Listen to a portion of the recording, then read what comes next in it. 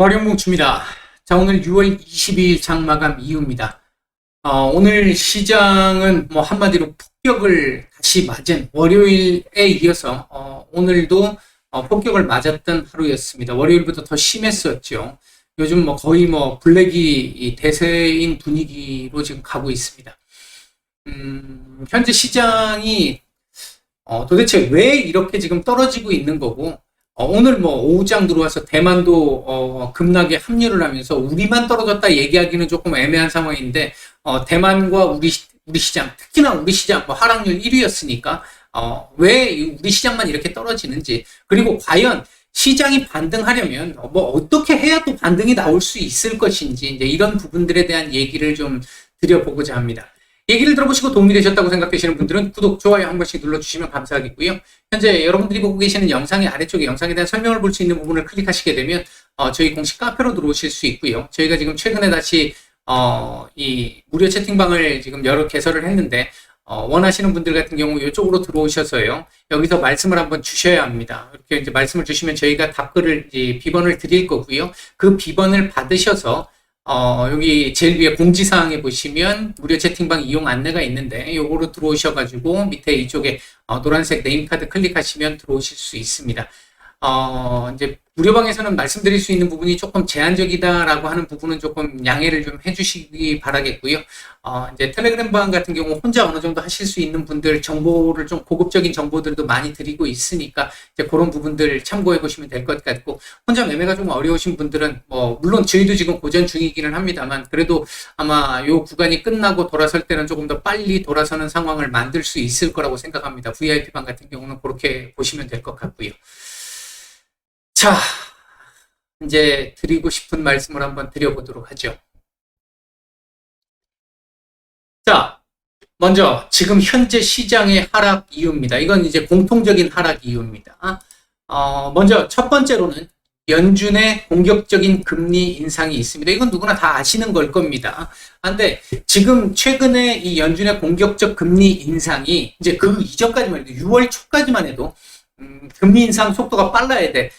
빅스텝 해야 돼. 빅스텝에서 한 발 더 넘어서서 자이언트 스텝을 해야 돼. 자이언트 스텝보다도 더 큰 이 슈퍼 빅 스텝을 밟아야 돼. 이런 얘기까지 막 나온 상태였어요. 제가 올 초에도 말씀을 드렸고 6월 초에 이런 얘기 나올 때도 말씀을 드렸는데, 연준이 아마 올해 일정 정도 지나고 나서부터는 조금 난감한 상태에 처할 수 있다라는 말씀을 드렸는데, 지금 그 상황에 온 거고요. 이제 빅스텝까지는 모르겠습니다만 자이언트 스텝까지 넘어가기 시작을 하면서부터는 경기 침체 우려가 많이 나올 거다라는 말씀을 여러 차례 드렸습니다. 아니나 다를까 지난번 FOMC에서 자이언트 스텝 밟고 나서 그 뒤부터 지금 경기 침체 우려가 계속 더 시장을 강하게 압박하고 있는 상태입니다. 금리는 계속해서 올라가고 있는데 경제가 침체된다. 이게 인플레이션을 두드러 잡기 위해서 결국은 금리를 올려야 되는 건데, 이 인플레이션 자체의 원인이 수요가 너무 좋아서 수요견인 인플레이션이라서 금리를 올리는 것 같다라고 한다면 문제가 지금 크게 될 일이 없습니다. 근데 경제 상황은 지금 계속해서 둔화되고 마이너스로 넘어가고 안 좋아지고 있는, 경기 침체가 우려되는 상황에서 금리까지 올리게 되다 보니까 스태그플레이션의 우려까지도 지금 나오고 있는 상태예요. 지금 당장 시장에서는 경기 침체에 대한 얘기만 나오고 있습니다만 조만간 다시 또 스태그플레이션 얘기가 또 나올 수 있습니다. 이제 이 부분도 지금 문제가 되고 있는 건데, 현재 지금 시장에서 반영하고 있는 금리 인상의 경로는 7월 50bp 또는 연준 위원들이 지금 최근에 얘기하는 파월 의장도 마찬가지입니다만 얘기를 하고 있는 게 50bp 또는 75bp.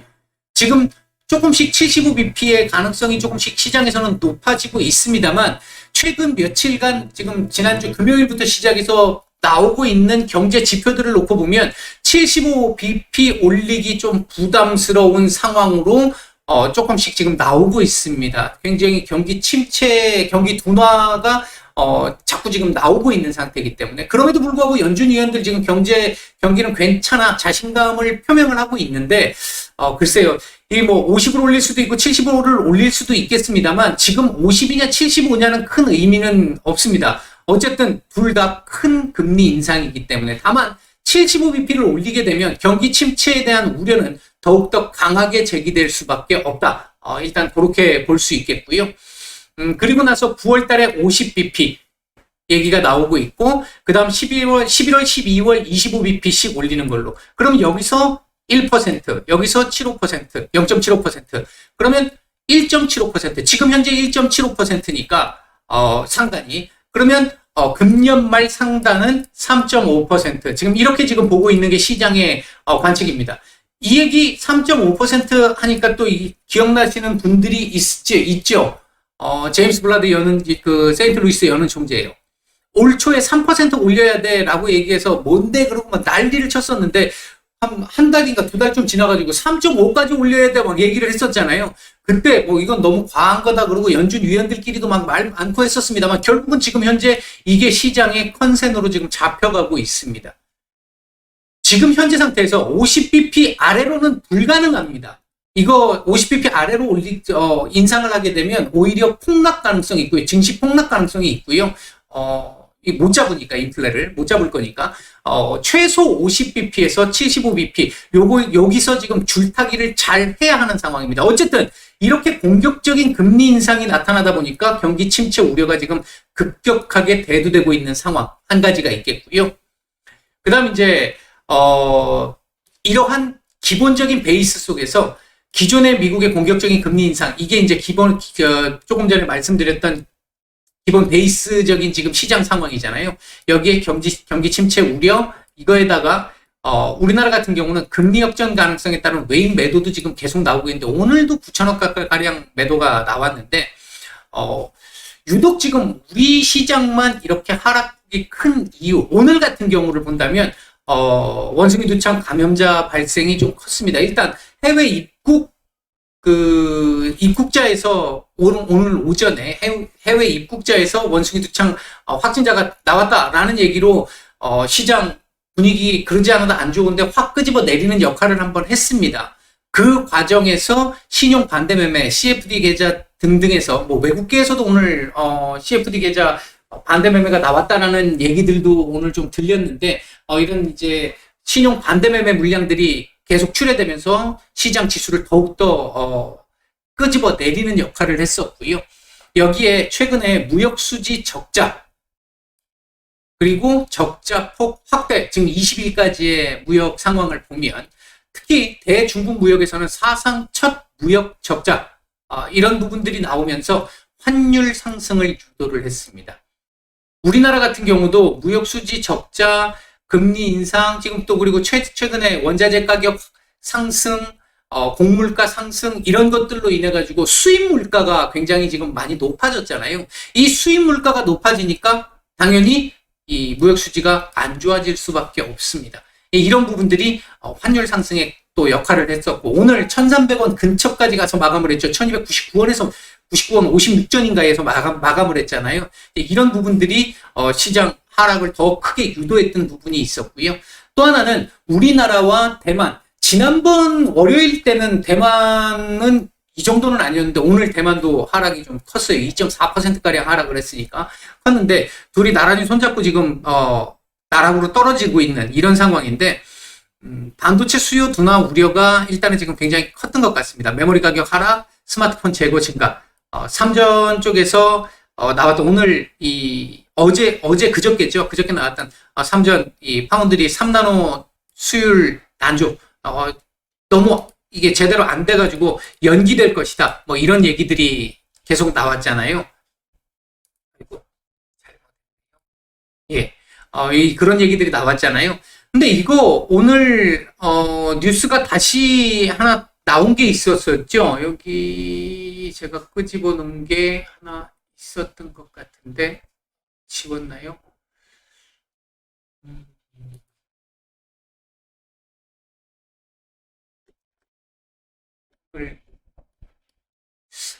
뉴스를 제가 나중에 찾으면 한번 올려드릴게요.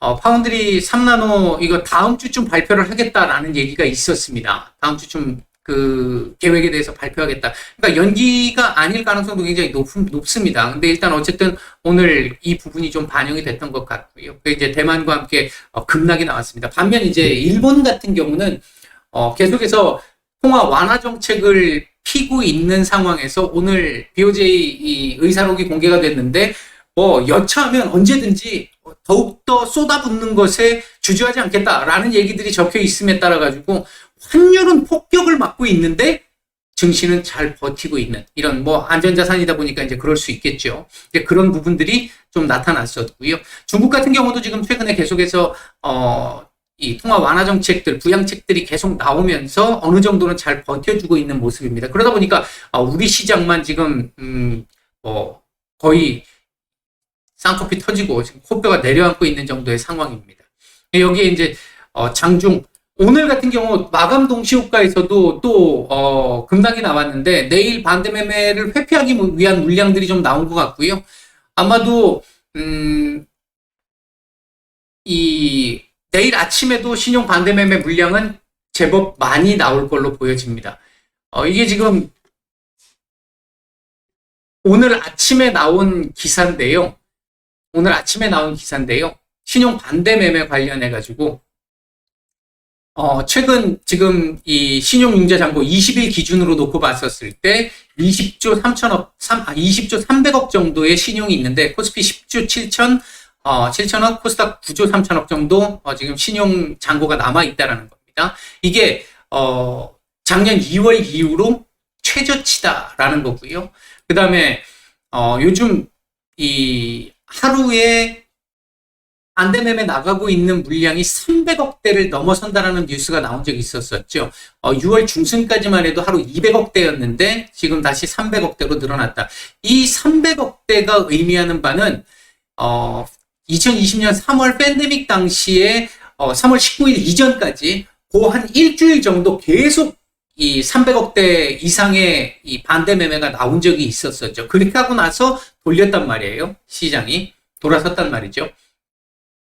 일단 이 지금 현재 상태를 보면 현 지수 대비 20% 이상 손실이 추정되는 신용융자 순유익 금액, 그러니까 최근에 들어온 거라는 거죠. 최근에 들어온 이 신용융자 순유익 금액 자체가 4조 5천억, 3조 3천억. 그러니까 최근에 들어온 것도 지금 20% 이상 손실. 지금 전체 신용잔고의 절반 이상이 20% 이상 손실이 추정되고 있는 그런 상황이다라고 볼 수 있습니다. 지금 현재 상황이 이렇다는 거고, 오늘 신용 반대 매매 또 상당히 많이 나왔고, 들리는 얘기에 의하면 오늘 JP모건 쪽에서도 나왔다. 이제 그 중소형주들 중심으로 CFD 계좌 신용 반대 매매가 나왔다라는 얘기가 있었고, 그 얘기가 지금 정확하게 100% 확인된 건 아니기 때문에 그런 얘기가 나온 거고요. 그래서였는지 오늘 코스닥 하락세 유독 매우 큰 상태였고, 오늘 중소형주들도 오늘 굉장히 많이 하락들을 했습니다. 코스닥 같은 경우에. 일단 이제 이런 부분들이 계속 악순환을 만들어내고 있습니다. 악순환의 고리가 계속 지금 이어지고 있는 지금 그런 상황이 지금 계속 진행되고 있는 거고요. 지금 그러면 시장 하락의 원인이 되고 있는, 가장 큰 원인이 되고 있는 금리, 왜 그러면 지금 시장 이렇게까지 안 좋은데 금리를 그러면 왜 올려야 되는데? 라고 물어보면 기본적으로는 인플레이션 때문이죠. 인플레이션이 너무 높아지고 있다라는 거. 인플레이션이 높아지면 그러면 뭐가 문제인데? 당연히 그러니까 인플레이션이 자꾸 발생해서 물가가 자꾸 올라가게 된다라고 한다면 화폐 가치가 떨어진다는 걸 의미하잖아요. 화폐 가치가 떨어지고 물건 가격이 올라간다라는 것 자체는 서민들 생활도 거의 죽음이라는 거고, 국가적으로 봤었을 때도 우리나라 같은 경우 예를 들어서 본다라고 한다면 수입 물가 계속해서 올라갈 수밖에 없는 거고, 수입 물가 올라가게 되면 지금 우리가 피부로 요즘에 느끼잖아요. 밥상 물가부터 시작을 해서 안 오르는 게 없죠. 내 월급 빼곤 다 올랐죠. 그런 상황들이 발생하면서 더욱더 힘들게 만든다는 겁니다. 국가적으로도. 지금 미국 같은 경우는 이 인플레이션 때문에 이번 11월 중간 선거에서 민주당이 거의 대패를 할 것이다라는 이 전망들이 지금 굉장히 많이 나오고 있는 상태잖아요. 그 정도로 정권을 바꿀 만큼, 바꾸게 만들 만큼 지금 심각한 상황이라는 겁니다. 국제적인 인플레이션 상승으로 인해서 국내 또는 글로벌 물가가 천정부지로 상승하고 인플레이션이 지속되면 소비 둔화가 나타나게 되죠. 왜? 나는 분명히 원래 쓸 만큼 썼는데 과거보다 훨씬 더 쓰는 양이 적어졌어 라고 하는 거잖아요. 어제까지만 해도 1,000원짜리였는데 지금 오늘 딱 가보니까 1,500원이라고 하는 거죠. 그러니까 과거 10개씩 살 수 있었던 거 이제 7개밖에 못 사는 이런 상황이 발생을 한다는 겁니다. 소비 둔화가 나타날 수밖에 없고 이 소비 둔화는 결국 기업 실적 악화로 연결되기 때문에 결국 이 부분은 경기 침체로 이어질 수밖에 없습니다. 이렇게 되는 상태에서 경기는 침체하고 인플레이션은 계속해서 높아지는, 보통은 수요가 둔화되면서 경기 침체가 인플레이션이 완화돼야 되는데 인플레이션이 완화되지 않을 경우에는 스태그플레이션으로 넘어갈 수 있는 더 안 좋은 상황이죠. 이제 이렇게 넘어갈 수 있는 이 구조를 가지고 있습니다. 그렇기 때문에 금리를 올려서 이 인플레를 두드러 잡아야 돼요. 그런데 지금 문제는 뭐냐면 일반적으로 수요 견인 인플레이션, 수요가 너무 많아서 가격이 올라가는 현상의 이 구간에서는 금리를 올리면 당연히 그건 다 잡힙니다. 문제가 안 돼요. 별 문제 없습니다. 그때는. 근데 문제는 지금 현재 상황에서 인플레이션이라는 것 자체가 왜 발생했느냐? 수요가 너무 많아서 발생을 했느냐? 그 부분이 아니라는 거죠.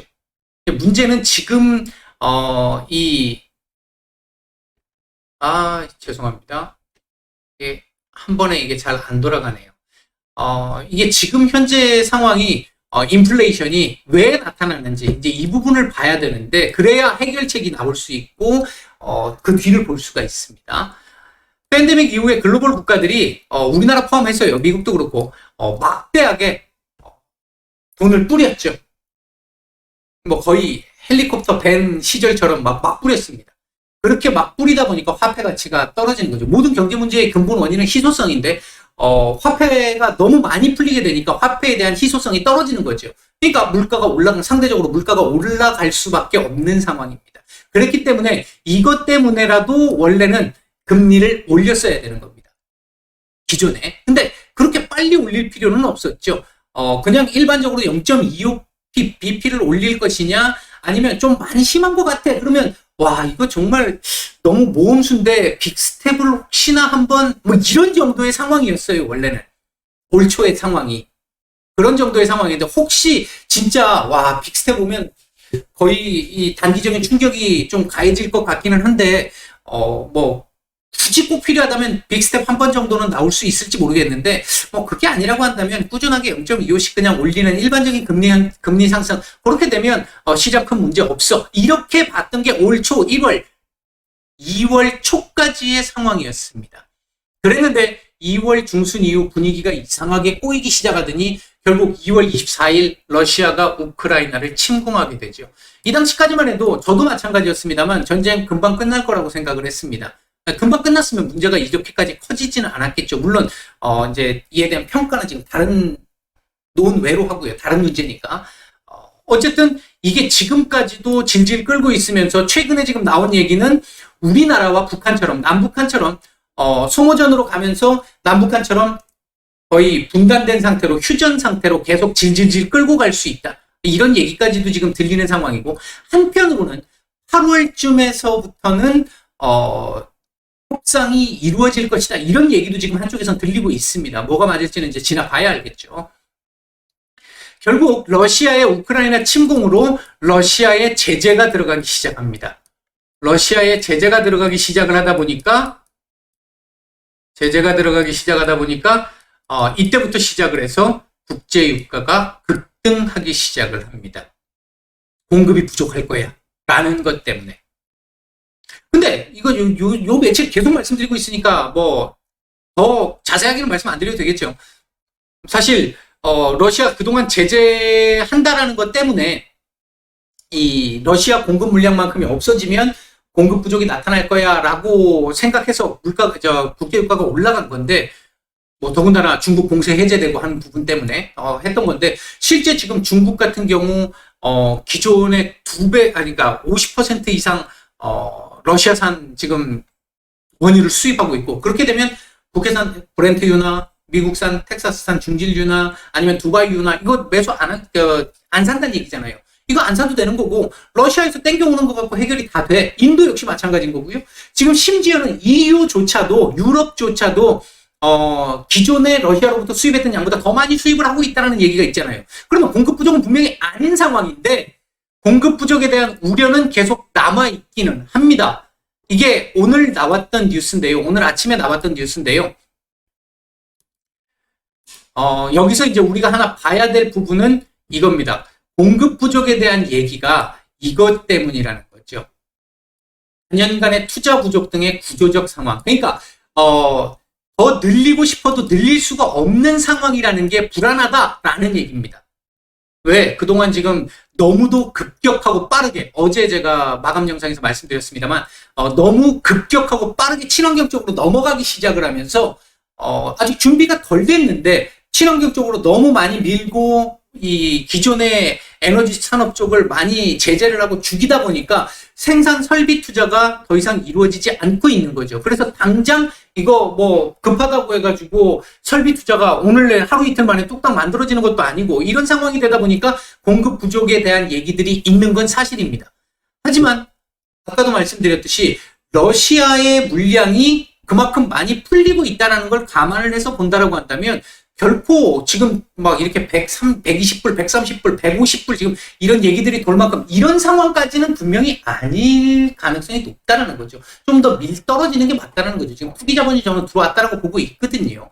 더군다나 오늘 제닛 옐런 재무장관이 이런 얘기도 했었었죠. 그러니까 미국도 지금 원체 물가, 특히 이제 이 국제유가 관련해 가지고 지금 미국에서 가솔린 가격이 지금 너무 높아서 문제니까 러시아산 원유를 안 쓸 수는 없을 것 같고, 그렇다고 이걸 지금 그대로 놔두게 되면 러시아만 좋은 일을 시키는 거잖아요. 다른 나라들이, 모든 나라들이 고통 분담하고 있는 상황이고, 이렇게 되다 보니까 이 부분에 대해서 어떻게 조금 손을 좀 봐야 될 것 같은데, 해서 고육주 지책으로 지금 나온 게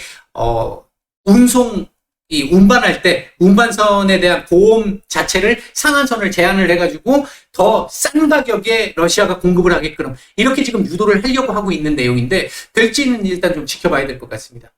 이런 상황 속에서 지금 미국 같은 경우에 바이든 대통령이 일단은 그 유류세 같은 경우, 지금 가솔린에 들어가 있는 가솔린 세금, 연방 세금 같은 경우 지금 한시적 면제 얘기도 지금 나오고 있는 상태고요. 어쨌든 유가 급등이 지금 현재 상황에서 시장에 가장 크게 인플레이션을 유발하는, 지금 5월 CPI라든지 이런 것들을 봤었을 때도 뭐 다른 거 안 오른 거 거의 없습니다. 다 올랐습니다. 다 올랐는데 제일 크게 많이 올라간 게 원유 가격이었죠. 석유 가격이었습니다. 그래서 이게 지금 잡히는 게 1차적으로 가장 중요한 상황이긴 합니다. 그리고 이제 두 번째가 곡물가 급등입니다.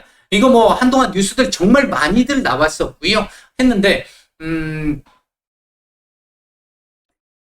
그동안 러시아가 우크라이나 침공한 이후에 뭐 전대기 맞대기에다가 이 폭탄 설치 막 이게 지뢰 설치 막 이런 거 막 해놔가지고 농사를 짓고 싶어도 못 짓는다라는 얘기부터 시작을 해서 오데사 항구를 막아놨기 때문에 수출이 안 된다라는 얘기까지, 이런 얘기 등등으로 해가지고 곡물가가 크게 계속해서 급등을 해왔던 거잖아요. 근데 이거 역시도 지금 오늘 나왔던 뉴스를 본다라고 한다면 글로벌 식량난 정점 신호, 밀 팜유 가격 하락세. 오늘 같은 경우도 러시아에서 밀 수확량이 날씨가 너무 좋아서 사상 최대 수확이 예상된다라는 얘기가 있었었고요. 팜유 같은 경우도 인도네시아가 수출 금지를 해제하면서 오늘 이 선물 시장에서도 지금 굉장히 많이 지금 하락을 하고 있는, 어제도 하락을 했고 지금 현재도 하락을 하고 있는 이런 상태인 것이고요. 그렇게 지금 진행되고 있고요. 여기에 지금 터키가, 이건 지금 될지 안 될지 모르겠습니다. 러시아가 받아야 되는 거기 때문에 될지 안 될지 모르겠습니다만 터키가 우크라이나 곡물 운송, 이 사자회담 곡물 운송과 관련해서 터키, 우크라이나, 러시아, 유엔 이렇게 해서 사자회담을 개최할 예정이다. 열흘 내로 개최할 예정이다. 뭐 이런 얘기들이 있었습니다.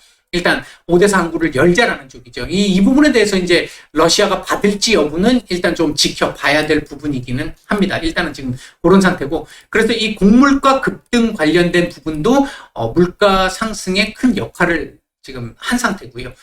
이와 함께 희귀 원소 등 원자재 가격 급등, 뭐 니켈 가격 초창기 때 뭐 엄청나게 뛰어가지고 거래 정지시키고 막 이런 상황까지도 나왔었잖아요. 했었는데 지금 현재 다시 탈세계화가 진행되면서 다시 경제 블록이 지금 만들어지기 시작을 하고 있잖아요. 오늘 또 미국에서 얘기했던 걸로 보면, 옐런 장관 얘기로 보면 그 부분도 더 가시화될 것 같고, 그래서 오늘 오전에도 그 얘기를 좀 드렸는데, 경제 블록화가 진행되기 시작을 하면서 자원을 무기로 쓰는, 그래서 프렌드십이 있는 국가가 아니면 자원을 안 팔거나 매우 높은 가격에 팔 수 있는 이런 상황이 발생을 하다 보니까 여기서도 물가가 지금 급격하게 올라가고 있는, 얘네가 올라가면 공산품 관련해서는 전부 다 오른다는 얘기가 되는 것이고, 이게 오른다는 건 농산물 관련해서 오른다는 얘기고, 그러니까 이 지금 물가 상승이 결국은 제가 봤을 때는 지금 현재 시점에서 보면 이거 하나가 제일 큰 문제가 될 수 있습니다. 근데 이거 지금 해결 조짐이 없잖아요. 현재로 봤을 때는. 뭐 아까 말씀드렸듯이 8월 얘기가 지금 있긴 합니다. 뭐 그것도 협상을 해봐야 하는 거고. 근데 지금 당장은 해결될 조짐은 지금 보이고 있지는 않은 상태고요. 그렇다라고 한다면 이거 외에 얘네들을 지금 잡을 수 있는 부분을 좀 봐야 될 것 같은데, 이제 어떤 그러면 시그널들이 나와야 얘네들이 잡히면서 이제 이 시장이 반등을 줄 수 있을 것이냐, 이제 그 부분을 일단 한번 보게 되면요. 일단 지금 현재 상황이 인플레이션으로 인해서 수입 물가가 증가를 하고, 이 수입 물가 증가가 기업의 이익을 약화시키게 되고, 기업의 이익 약화는 결국 무역 수지 적자로 이어지게 되고, 이게 경기 침체로 이어지면서 이 우려가 지금 계속 발생하고 있는 거고, 요거의 초입이야라고 지금 얘기하는 사람들도 있는 거고요. 그로 인해서 지금 주가, 이제 글로벌 증시, 우리나라 증시 지금 굉장히 어려운 이런 상황입니다. 이 시장 반등을 위해서는요, 일단 기본적으로 연준의 긴축적인 행보가 약화 또는 중단돼야 되는데, 이게요, 금리 인상을 끝내는 게 아닙니다. 제가 작년 말에 이런 표현을 한번 드렸는데, 지금 뭐 결과론적으로는 완전히 틀려버렸습니다만, 이런 말씀을 드렸는데, 과거 금리 인상 시기에 첫 금리 인상이 인상되기까지 시장이 굉장히 충격을 받는 경우들이 많고, 막상 금리 인상이 시작이 딱 되고 나면 그 이후부터는 시장은 안정을 찾는다. 근데 지금은 그렇지 못하잖아요. 그 이유가 뭐냐? 첫 번째 금리 인상이 25bp 인상이었죠. 과거의 금리 인상은 94년도 이때나 뭐 82년도 특정 시절을 제외하고 그 일반적인 경우는 그냥 25bp씩 쭉 한 3년간 그냥 올리는, 2년간 3년간 중간중간에 쉬는 경우도 있고 이렇게 가는 경우들이었습니다. 근데 지금 올해 같은 경우는요, 처음에 25bp를 올렸어요. 그리고 나서 지금 두 번째 올린 게 75bp입니다. 이 갭이 엄청나잖아요. 근데 지금 세 번째 다음 달 금리 인상도 75 가능성이 생기고 있고 50 가능성도 지금 현재는 있긴 합니다. 어쨌든 이거보다는 훨씬 더 높습니다. 이런 상황에 9월도 50의 가능성을 높여놓고 있는 상태죠. 근데 여기서 만약에 지금 현재 딱 오늘 현재 이 시점에서 놓고 보면 50bp, 7월 50bp도 조금 안 될 것 같긴 합니다. 75는 올려야 시장이 어느 정도 인플레이션에 대해서는 안도를 할 것 같아요. 물론 75를 올리게 되면 경기 침체 둔화 우려 더 나옵니다. 나올 수밖에 없습니다. 50 올려도 문제가 나올 수밖에 없는데 50으로 올리게 되면 인플레이션도 제대로 못 잡을 거고 경기는 경기대로 침체될 거야. 두 가지 문제가 발생할 것이고, 75를 올리게 되면 인플레이션은 두드러 잡을 가능성이 높아진 것 같아. 다만 경기 침체는 더 빠르게 가속될 거야. 이런 정도의 지금 얘기가 나올 겁니다. 지금은 차악 정도를 봐야 되는 상황이거든요. 그런 상황에서 75 올린다라고 하면 75를 딱 올리고 나면 그 다음 금리 인상 9월 달은 50입니다. 최대가. 7월도 9월도 75를 올릴 가능성은 현재 시점에서 봤을 땐 제가 봤을 땐 거의 없습니다. 거의 없는데 50입니다. 이러면 줄어드는 거죠. 요겁니다. 그리고 11월, 12월은 25bp씩이에요. 이러면 정상적으로 돌아온다는 얘기예요. 그리고 내년에는 중간중간에 쉬면서 몇 번 안 하죠. 지금 점도표 찍힌 걸로 봤을 때는. 요거죠. 그러면 내년까지 가야 되느냐? 뭐, 그럴지도 모르죠. 그건 뭐, 며느리도 모릅니다. 며느리도 모르는데, 일단 제가 보고 있는 이 언제쯤 하는 시점이라고 하는 부분은, 일단 1차로 볼 수 있는 부분이요. 7월 금리 인상 75, 뭐 50이든 75든, 75의 가능성은 좀 더 높다고 보고, 75를 딱 올리고 나면, 하루 이틀 문제가 생길 수 있을지는 모르겠습니다만, 그 이후부터는 시장이 점차 안정을 찾을 가능성이 높습니다. 이제 제가 근본적으로 작년에 말씀드렸던 금리 인상 이후 시장 안정을 찾을 것이야 라고 말씀드렸던 그 흐름으로 갈 가능성이 높습니다. 1차적으로 그렇습니다. 만에 하나 이때 이거 올리고 나서도 이때까지 지표들이 8월까지 지표들이 계속해서 인플레가 안 꺾이는 지표들로 계속 나오게 된다. 그렇게 되면 이거 50 갖고도 안 된다는 소리가 나오게 되면 문제가 될 수 있겠죠. 만약에 그런 상황이 된다라고 한다면 이때까지 가야 될 수도 있습니다. 요거 인상하고 나면 그때부터는 뭐 거의 해결은 될 거라고 보고 있고요. 문제는 여기서 해결을 했으면 하는 게 지금 제일 큰 바람입니다. 왜?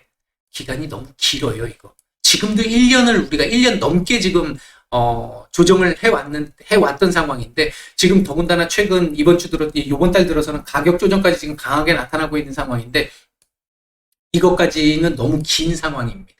여기서, 끊어주기를 지금 바라고 있는 상황인 건데, 여기서 끊어질 가능성에 대한 얘기가 여기서 또 하나 볼 수 있는 부분이 있습니다. 인플레이션 지표 완화 및 소비 등의 경기 지표 유지. 일단, 인플레이션 지표 완화와 관련해서는 6월 지표가 이제 7월 달에 나오지 않겠어요? 6월 지표들이 나오게 됐을 때는 아마도 뭐 높은 상태가 계속 어느 정도 유지될 가능성은 높습니다. 여기서 더 올라간다기보다는 유지될 가능성은 좀 높아 보입니다. 특히나 지금부터라도 시작을 해서 만약에 국제유가나 곡물가나 이런 것들이 지금 꺾여지기 시작을 한다면 6월 지표에서도 조금 기대를 해볼 만하고요. 만약 그렇지 않다라고 한다면 6월 지표까지는 좀 높게 나올 수 있어요. 그렇게 돼서 연준이 75bp를 얘기할 수 있습니다. 그러나 7월 지표부터 시작을 해서는요. 꺾일 가능성이 조금 높다라고 보고 있는 게, 제가 한동안 계속 이달 초에 계속 말씀을 드렸던 것 중에 하나가 바이든 대통령이 물론 이 리더십 문제가 지금 있는데요. 정치력을 얼마나 발휘할 수 있느냐라는 부분이 있는데요. 일단은 미국 유류세 면제 부분이 하나 있겠고요. 이거 뭐 물론 의회 통과가 있어야 됩니다. 근데 뭐 반대하는 의원들도 있고 지금 한 상황입니다만, 워낙 인플레이션에 대한 문제가 워낙 크기 때문에 통과 가능성에 조금 더 무게를 더 두고 있습니다. 그렇다고 한다면 7월부터는 유류세 면제가 되면서 물가 안정에 일정 정도 기여할 수 있습니다. 두 번째, 다음 주 안에는 대중관세 인하에 대한 얘기를 조금 해볼 수 있을 것 같아요. 늦어도 이달 안에는 대중관세 인하와 관련한 발표가 있을 것 같아요. 오늘 뉴스로도 한번 나온 적이 있었었죠. 그렇게 되면 6월까지는 모르겠습니다만 7월부터 시작해서는 또 조금 물가 안정에 도움이 될 수 있을 만한 조처들이 만들어집니다. 여기에 7월 중순쯤 돼서 바이든 대통령이 사우디 방문을 하게 되죠. 여기서 정치력을 발휘해서 사우디 증산을 조금 더 만들어내게 된다라고 한다면 국제유가는 더욱더 떨어질 수 있습니다. 그러니까 지금부터 남아있는 부분에서는 그리고 바이든 대통령의 사우디 방문, 뭐 거기에 플러스 알파로 이란과 베네수엘라와의 관계에서 증산을 만들어내는 방법, 이 부분이 하나 있겠고요. 그로 인해서 국제유가가 잡혀가기 시작하는 모습들이 나와야 합니다. 그런 과정 속에서 아마 엊그저께도 그런 얘기, 제가 그동안 말씀드렸던 내용들이 뉴스 기사로 한번 나온 적이 있긴 한데, 러시아 뭐 그동안 벌어먹을 만큼 벌어먹고 있었고, 러시아의 러시아의 원유가 국제시장에 뭐 기존보다 더 많이 풀렸어 라는 얘기들이 있었잖아요. 그 흐름 계속 지속되게 된다라고 한다면 아마도 국제유가는 조금 더 잡혀 나갈 가능성은 분명히 있습니다. 그런 상황 속에서 지금 곡물가까지 만에 하나 지금 이제 이거는 뭐 지켜봐야 될 문제입니다. 오대사 항구가 어느 정도 그래도 풀릴 수 있는 상황이 된다라고 한다면 아마 곡물가도 빠르게 안정을 좀 찾아가는 모습들이 나올 겁니다. 물론 우리 오르기 전에 예전 작년까지의 그런 가격을 만들기는 어렵습니다. 완전히 다 해소되는 게 아니기 때문에 그것까지 다 해소되려면 전쟁 끝나야 완전히 해소가 될 수 있을 거고요. 일단은 지금 이런 정도의 얘기들은 나와야 합니다. 그러니까 시장에서 반등을 위한 신호, 재료적인 측면에서 놓고 봤었을 때는 이런 재료들이 나와야 한다는 겁니다. 요거 뉴스 보실 때 집중적으로 좀 보시면 좋을 것 같고요. 차트상으로 놓고 봤었을 때, 그러니까 차트적인 측면이 아니라 우리 이제 수급적인 측면에서 놓고 봤었을 때 지금 차트상으로는 뭔가 얘기하기가 안 맞는 상황까지 지금 나와 있는 상황이고요.